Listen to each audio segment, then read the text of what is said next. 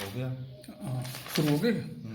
अब इसमें देखो बच्चों, अगला जो कल की जो बात बताई थी उससे आगे हम शुरू करते हैं। कल हमने आपको आवेशन के तरीके सिखाए थे, जिसमें 3 मेथड थे: घर्षण से आवेशन,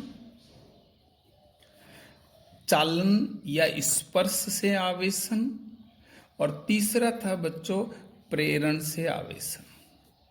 अब हम आपको एक उपकरण का परिचय कराएंगे जिसका नाम है विद्युतदर्शी।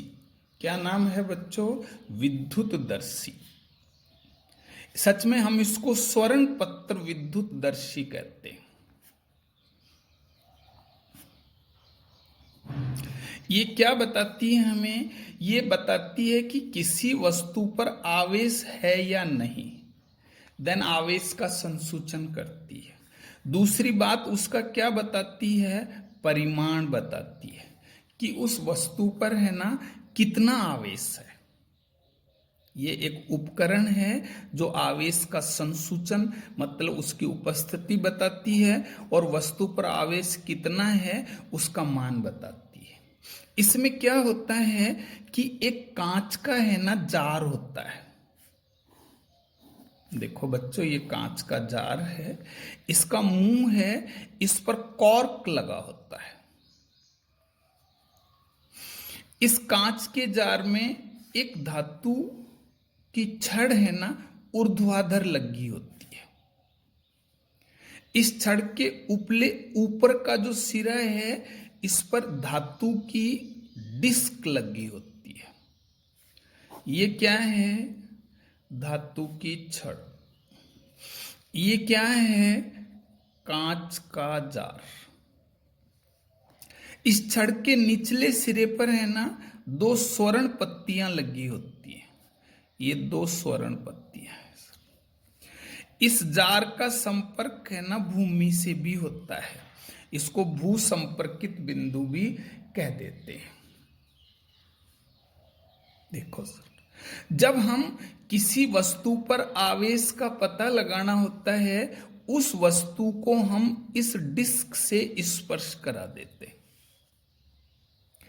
तो इस वस्तु का आवेश है ना किससे?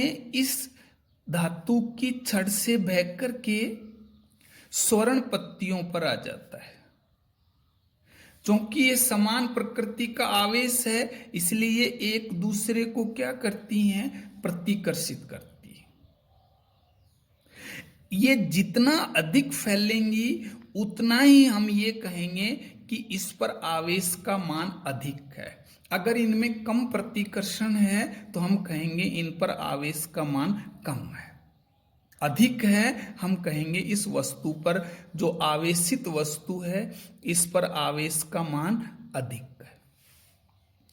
अगर हम ये जो आवेशित वस्तु है ना, हम एक ऐसी विद्युतदर्शी के पास लाते हैं कि जो पहले से ही आवेशित है,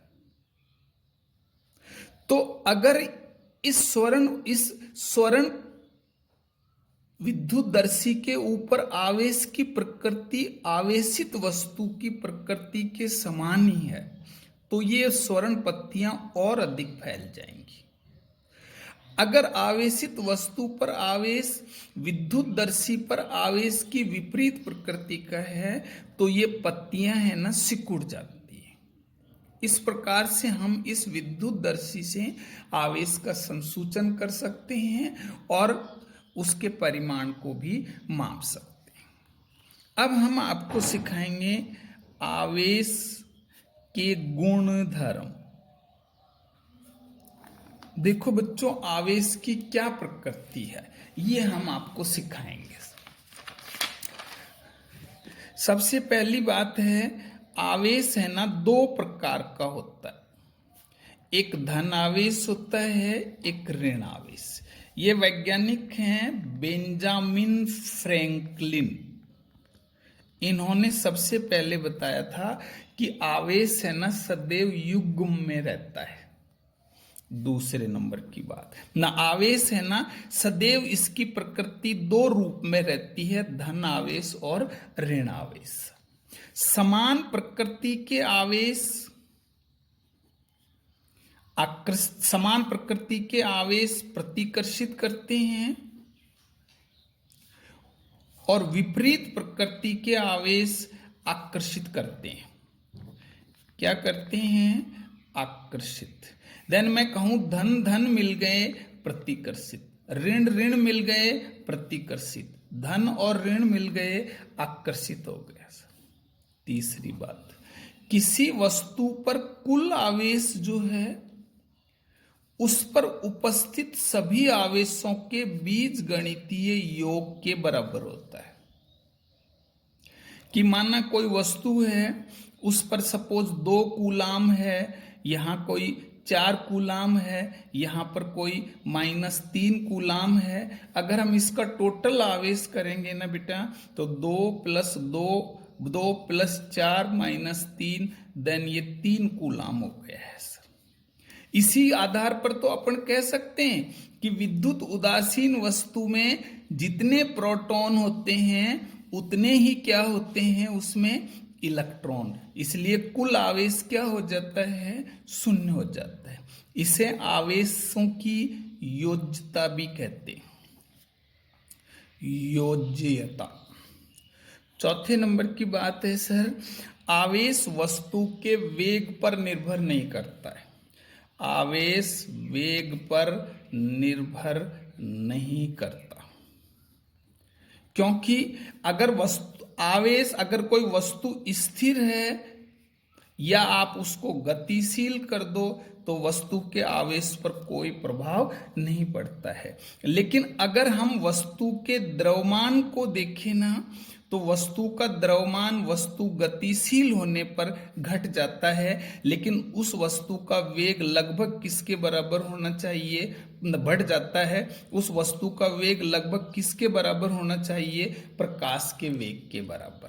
इसके लिए आइंस्टीन ने एक फार्मूला दिया है, m = m0√1 - v²/c²। अगर ये v छोटा है c से, तो m बराबर क्या हो जाएगा? m0, जिसको हम कौन सा आवेश बोलते हैं? स्थिर। ये कौन सा आवेश है? द्रव्यमान है, गतिशील। अगर v लगभग c होगा तो m बड़ा हो जाएगा किससे? m0 से। देन क्या हो जाएगा? बढ़ जाएगा। तो मैं यूं कह सकता हूं कि आवेश वस्तु के वेग पर निर्भर नहीं करता, लेकिन द्रव्यमान वस्तु का वेग अगर प्रकाश के लगभग वेग के बराबर है तो उसका द्रव्यमान क्या हो जाएगा? बढ़ जाएगा। ये सूत्र मैंने आपको पीछे बताया है, आगे बता रखा है, इसके आधार पर क्या हो जाएगा? बढ़ जाएगा।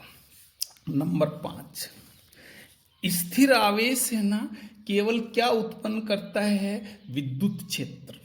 अगर आवेश है, ये मानना कोई हमारा, इसका v है ना बराबर 0 है, ये केवल कौन सा क्षेत्र उत्पन्न करेगा? विद्युत क्षेत्र। अगर हम इसको गतिशील कर देते हैं, लेकिन कौन से वेग से करते हैं? समान वेग से, तो ये विद्युत क्षेत्र भी उत्पन्न करेगा और कौन सा करेगा? चुंबकीय क्षेत्र भी उत्पन्न करेगा। अगर हम इसी आवेश को v बराबर नहीं है सर, देन हम कहेंगे सर अगर आवेश क्या है? त्वरित, तो उस स्थिति में ये विद्युत भी पैदा होगा, चुंबक भी पैदा होगा, और कौन सी पैदा होगी? ऊर्जा भी पैदा होगी। नेक्स्ट है, आवेश सदैव किससे संबद्ध होता है? द्रव्यमान से संबद्ध होता है। अगर आप वस्तु को ऐसी वस्तु ली है जिसका द्रव्यमान m = 0 है, देन q = 0 होगा। जैसे मैं कहूं कि गामा है ना, कण है, या जिसका नाम फोटोन है, इस पर इसका द्रव्यमान 0 है, देन इसका आवेश भी क्या होता है? 0 होता है सर। नेक्स्ट है, जब हम किसी वस्तु को धन आवेशित करते हैं तो वो इलेक्ट्रॉन है ना त्यागती है। उस स्थिति में उसने इलेक्ट्रॉन त्यागा है तो उसका द्रव्यमान है ना घट जाएगा, और जो वस्तु इलेक्ट्रॉन ग्रहण करती है उसका द्रव्यमान क्या हो जाएगा? बढ़ जाएगा। जैसे ये एक वस्तु है, माना इसका द्रव्यमान m है, इसका q बराबर 0 है। अगर हमने इसको क्या कर दिया है, धन आवेशित कर दिया है, तो मैं कहूँगा सर इसका m है ना घट जाएगा। अगर हमने इसको ऋण आवेशित कर दिया देन इसका m क्या हो जाएगा, बढ़ जाएगा। ये डेल्टा m किसके बराबर है, ये इलेक्ट्रॉनों की संख्या गुणा 9.1 × 10⁻31 kg। ये एक इलेक्ट्रॉन का द्रव्यमान है, ये इलेक्ट्रॉनों की संख्या है। इतना या तो बढ़ेगा या इतना क्या होगा, घट जाएगा।